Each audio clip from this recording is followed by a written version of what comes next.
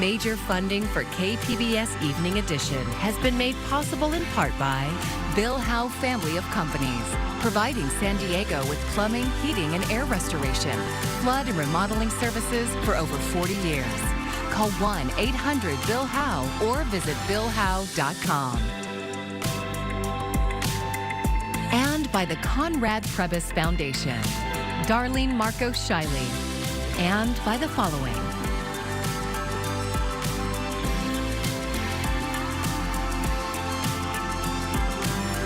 And by viewers like you. Thank you.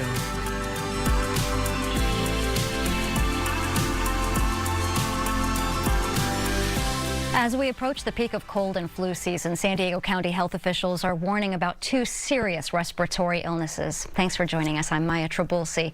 Walking pneumonia and whooping cough cases are rising in our region. KPBS health reporter Heidi DeMarco has more on who is most at risk. Whooping cough starts off like a typical cold. Cough, runny nose, maybe a mild fever. But for some, the harmless sniffle can soon spiral into something much worse. Dr. Edmund Milder is a pediatric infectious disease specialist at Rady Children's Hospital. He says identifying whooping cough is tricky. What becomes unique is that as the rest of your symptoms fade away, the cough only worsens. And what eventually people start to see are these paroxysms, they call them, these bouts of coughing that are pretty severe. And people can, sort of turn very red in the face. They can even have vomiting at the end of this, like cough, cough, cough, cough, cough. This year, San Diego County has seen a significant increase in whooping cough, or pertussis. There are 547 confirmed cases so far, compared to just 332 last year. Milder says while teens and older children are most affected, infants are the most vulnerable. For newborns who aren't yet fully vaccinated, whooping cough can be deadly. The main intervention that has helped is giving vaccine boosters to moms while they're pregnant. So it's recommended that everybody gets a pertussis booster during their pregnancy in the 3rd trimester, and that boosts mom's antibodies, which she then passes to her baby before delivery, and that keeps them protected through their early life. Health officials are also tracking a surge in walking pneumonia.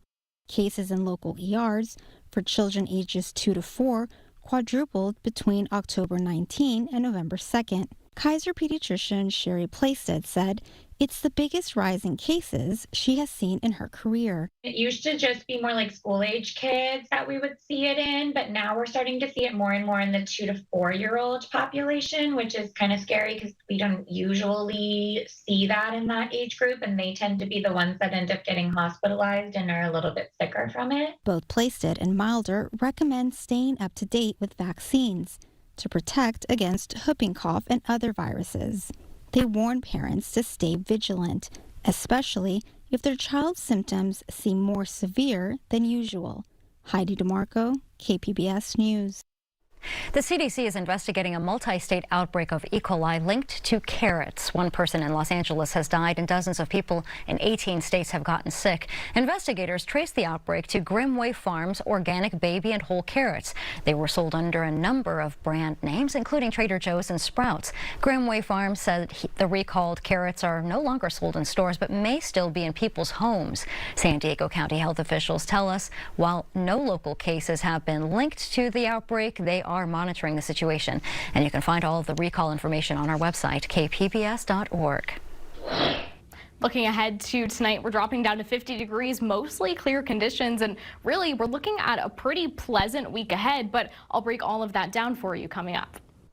A lawsuit was announced this morning on behalf of South Bay residents affected by discharged raw sewage and contamination. France Law Group filed the lawsuit against Veolia, Water North American West, and other operators of the South Bay International Wastewater Treatment Plant for, quote, significant monetary damages.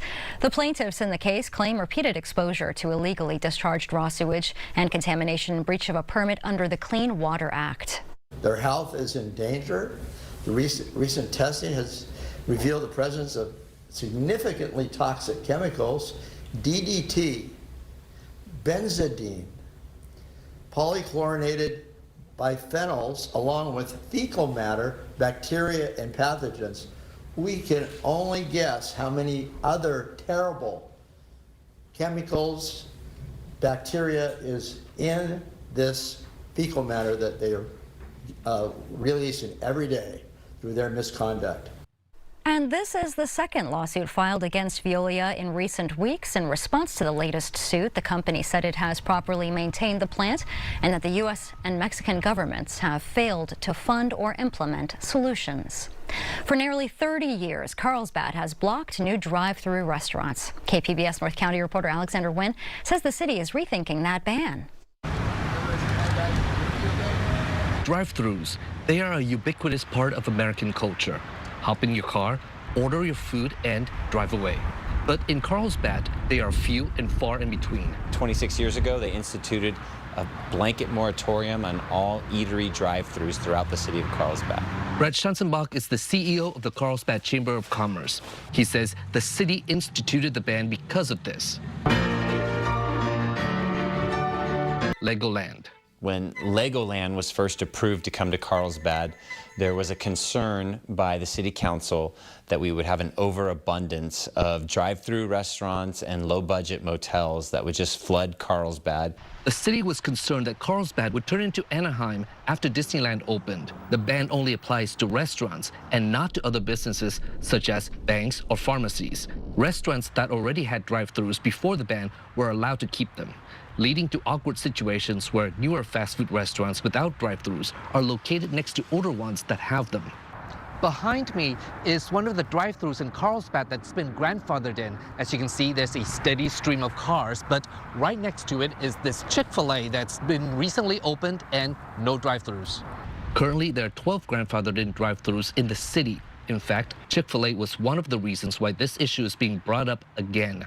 Most of the community members we've talked to about this issue have no idea that there was a blanket prohibition in place in Carlsbad until Chick-fil-A came in, and everybody wants to know how come there's not a drive-thru at Chick-fil-A.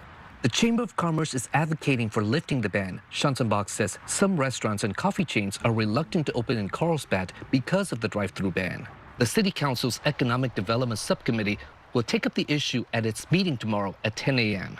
Alexander Nguyen, KPBS News. Construction crews are starting a 2-week maintenance project on the Imperial Beach Pier. The pier closed to the public today and is expected to reopen by the weekend. The Port of San Diego is replacing 2 pilings to maintain the pier's structural integrity. Crews are also replacing deck boards and performing some piping work. The port was awarded about $3 million for Phase 3 of maintenance and repairs. Sure that we preserve this asset for the community because it is their asset. They're the ones that enjoy the sun, the sunsets. They go out and fish, or maybe catch a po' boy at 10 fish. So it's really for them to just make sure that we continue to have this place open and available for them to group up and have these memories that they build. The pier will partially close again next Monday and reopen by November 28th. Repair work is expected to continue through the summer. Nearly 80 million Americans are expected to travel over Thanksgiving. Michael Yoshida breaks down the numbers in AAA's travel forecast. Across the country, Americans are gearing up to get out for the Thanksgiving holiday. For the first time, we're looking at a 7-day travel window, starting on Tuesday before Thanksgiving and ending that Monday. And we're projecting nearly 80 million people are going to be traveling domestically during that time. This is going to be a new record. Of that 80 million, 71.7 million people will be hitting the roads and taking advantage of lower gas prices.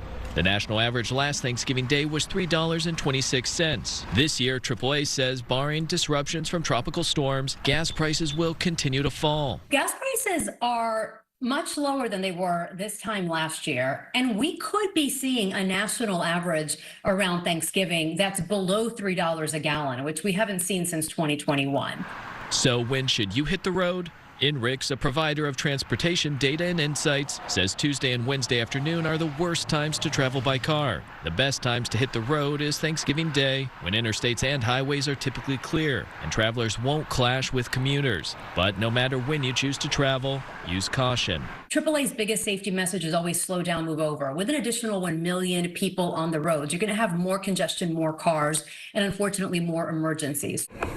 And if you're planning to take a flight, be prepared for busy terminals. Air travel is also expected to set a new record, up more than 2% compared to last year. In Washington, I'm Michael Yoshida reporting. A budget airliner is in financial trouble. Spirit Airlines has filed for bankruptcy protection. The airline says travelers can continue to book and fly as normal as it restructures its debt. Spirit was left with few options as it faced mounting losses and $3.1 billion in long-term debt. It's possible that Spirit can file for bankruptcy and emerge stronger than on the other side, but it could also end up being bought by another airline or be forced to liquidate. I'm Amna Nawaz. Tonight on the NewsHour, National Security Advisor Jake Sullivan on Biden's foreign policy legacy as Trump prepares to take office. Coming up at 7 after Evening Edition on KPBS. Marine Corps Air Station Miramar is known mostly for its jet fighters and other aircraft, but most of the sprawling base is east of Interstate 15, far from its busy airfield. KPBS military reporter Andrew Dyer rode out to the east side of the base with a communications convoy and has more on how the Marines use the wilderness in their backyard. Just picture yourself in a plot of land where there's no infrastructure available, no phone, no cell coverage, no internet. And our Marines here at Comm Squadron have the equipment and the knowledge to be able to set that up for other Marines to do their jobs. Anthony Johnson is the operations officer for Wing Communications Squadron 38 based at Miramar. The squadron has no aircraft, but like the name suggests, is focused on communication. Its goal is to set up antennas and other equipment across both Miramar and Camp Pendleton. Hundreds of Marines are involved. Over 10 days, they'll trek out across the eastern part of Miramar, setting up their communications nodes and sleeping in the field. But also we're trying to demonstrate to the Marine Corps, the service, that we can go around the globe, but specifically in the Indo-PACOM region. Largely dispersed throughout the region and provide communications for Marines. It's the first day of the exercise, and the squadron is packed into Humvees, 7-ton trucks, and a trolley that looks more like something tourists ride around Universal Studios than a military transport. We're a few hundred yards from Interstate 15 and the hum of midday commuters. Marines scatter out away from the camp, find cover, and establish a secure perimeter. First Lieutenant Sophie Svoboda is a platoon commander and led today's convoy. Her Marines will establish the site as a base of operations for the rest of the exercise. She says it's important for them to get out into the field to do this kind of work. You know, at the end of the day, when we do go into conflict, it's going to be important that the Marines are familiar with being out in this type of terrain, just being out in the elements in general. Miramar spans 23,000 acres. Most of that land, about 15,000 acres, is east of the 15. The base has had a few lives. It was established as Camp Kearney by the Army during World War I. The Marines took over in World War II and named it Camp Elliott.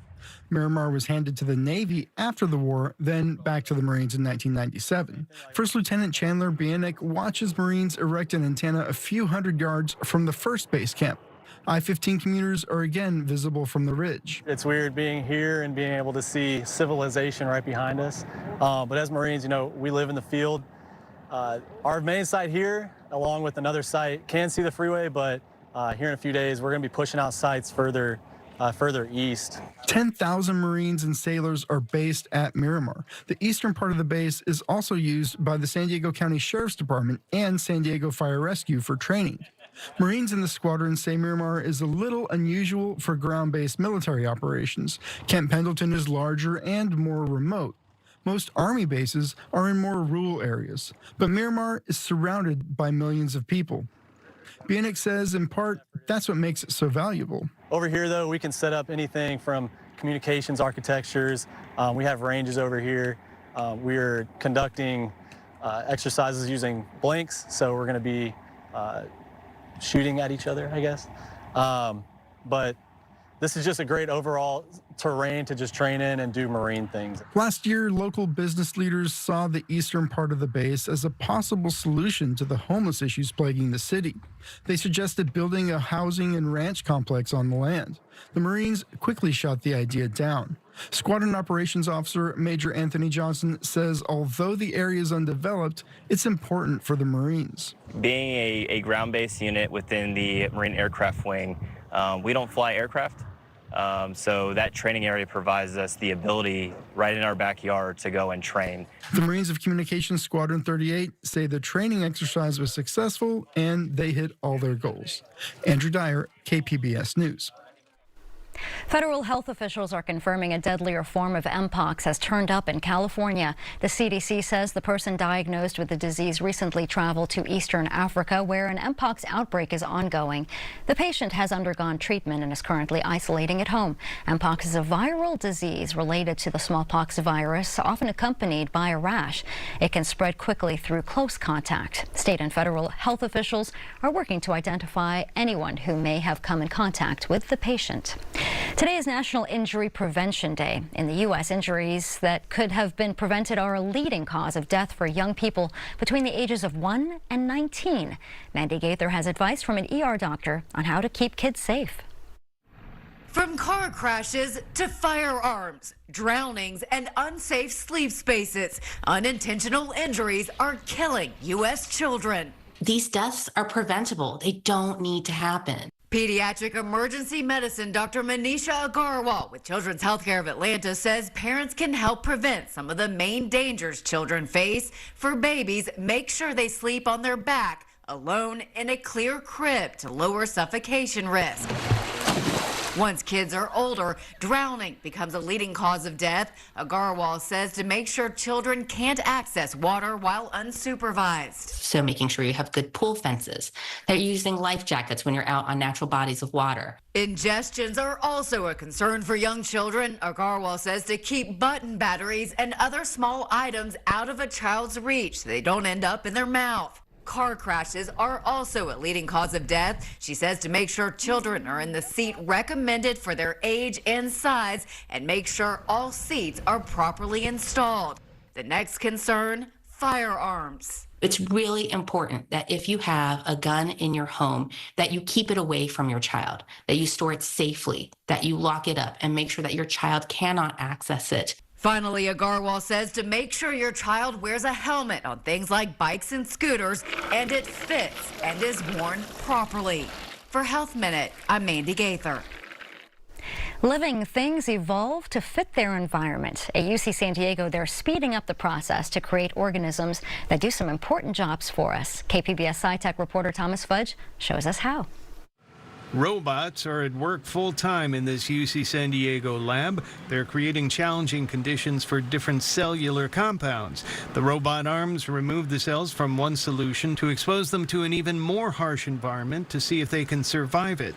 This happens around the clock so they can evolve and become the best organism for a certain task. Basically, what we can do is create an environment where we can grow them reproducibly over and over again and make like a race for the microbes, and the ones which are the fittest or grow the fastest will win out, and we'll have a selection for the property that we want. What tasks will these compounds be selected to do? Maybe they will consume plastic waste. They can create chemical building blocks to transform organic waste into medicines or into building materials like plastic. Again, the process used in this bioengineering factory is evolution. Scientists are just giving it a push. So what we're actually doing is actually using the natural process of evolution, and we're just enabling it on a faster scale. So the microbes themselves are growing and dividing and mutating just like they've done in the wild and have done for billions of years. We're just facilitating that process here in the lab and selecting them under specific conditions to get the ones that are useful for our application.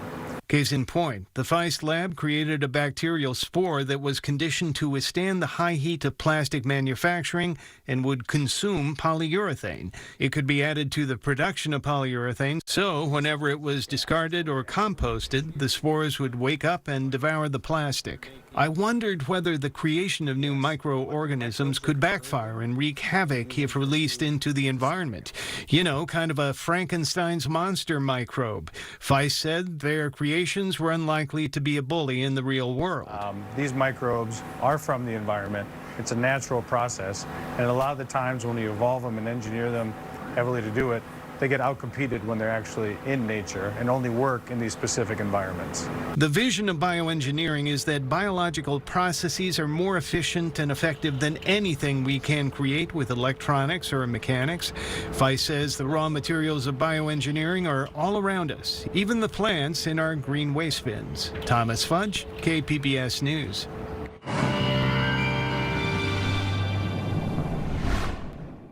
Well, we're we're looking at a pleasant start to the week, but don't expect temperatures to stay the same throughout the week. We're going to see them kind of seesaw back and forth, but we'll see a mix of sun and clouds as we go throughout the week. Starting with what to expect for tonight, seeing a mix of 40s, 30s, 50s, 43 in Oceanside, 35 for Ramona, 50 for San Diego there. Looking over at Mount Laguna, we're seeing 35 degrees. Definitely that mix that we tend to see this time of year. Nothing on the radar or satellites to really be aware of as we go throughout the next day or two, staying mostly clear. So good news there. Now taking a look ahead to tomorrow, here's a look at what to expect temperature-wise. 68 degrees for Oceanside, 70s for Ramona, 69 in San Diego, and a chillier 45 for Mount Laguna there.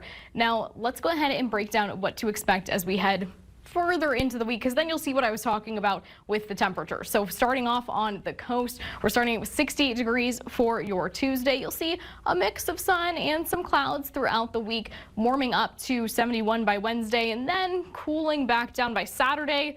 And not your picture perfect day on the coast. 63 degrees is our high there. Moving now further inland, starting off with 72 degrees for your Tuesday, warming up to 77 by the time we get to Thursday, and then we cool back down to the 60s by the time we get to your Saturday. Now looking at the mountain outlook, 45 degrees for your Tuesday, partly sunny skies by the time we get to Thursday, where we're warming up to 56 degrees, and then just a few degrees of a cool down by the time we get to Saturday, down into the lower 50s. Now looking at the desert, this is where we're even warming up to the 80s by the time we see Friday. Mostly sunny conditions throughout much of the week. And then we even back out as we look forward to next weekend with that 72 degrees on your Saturday. For KPBS News, I'm AccuWeather's Anna Azalian. The latest data shows inflation ticked up slightly last month. The higher prices come just as Americans get ready to celebrate Thanksgiving. So how is inflation impacting your grocery bill? As Jen Sullivan reports, there's actually good and bad news. Hosting Thanksgiving this year may gobble up your wallet. Shoppers are expecting to spend an average of about $431 this year. That's up 19% from last year, according to LendingTree. 19% is a big jump. Matt Schultz with LendingTree says inflation is a big concern for consumers. A recent LendingTree survey found 27% of shoppers say they'll change food choices because of high prices. Anybody who is going into this Thanksgiving season expecting that they're going to be able to get a little more bang for their buck this year than they did last year is going to be pretty disappointed. The latest consumer price index shows inflation ticked up to 2.6% in October from last year, with housing-related inflation accounting for half. This was about what people expected. It shows that inflation is not where it was a couple of years ago. So, how will all of this affect your grocery bill this Thanksgiving? Finance Buzz looked at Butterball brand turkey prices across the country earlier this year and found a 15-pound turkey, which serves about 10 people, will cost an average of around $31. That's down 12% from last year.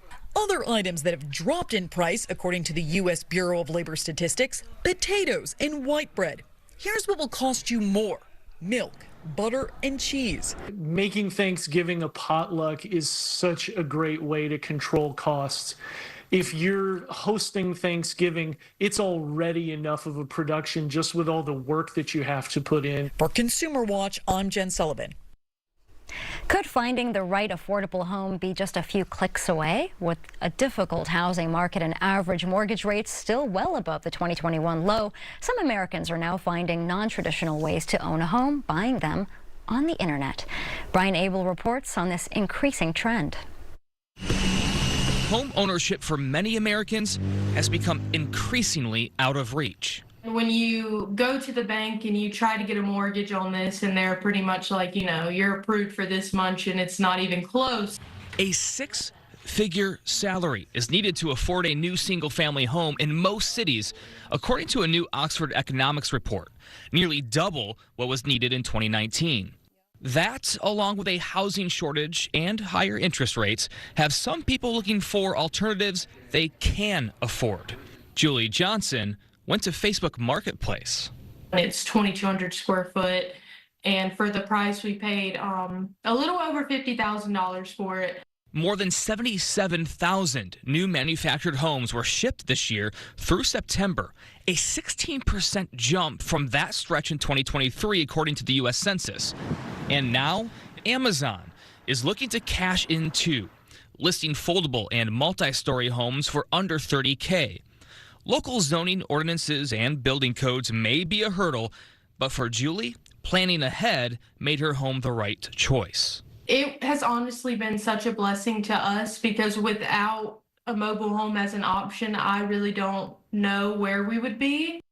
In Washington, Brian Abel reporting. Here's a look at what we're working on for tomorrow in the KPBS newsroom. NPR's Morning Edition will have a discussion on Donald Trump's return to the White House and how Mexico plans to work with him during his second term. And on KPBS Midday Edition, the science of sound, how music and other therapies are being used to help keep people's minds sharp and healthy. You can find tonight's stories on our website, kpbs.org. Thanks for joining us. I'm Maya Trabulsi. Have a great evening. Major funding for KPBS Evening Edition has been made possible in part by Bill Howe Family of Companies, providing San Diego with plumbing, heating, and air restoration, flood and remodeling services for over 40 years. Call 1-800-BILL-HOWE or visit billhowe.com. And by the Conrad Prebys Foundation, Darlene Marco Shiley, and by the following.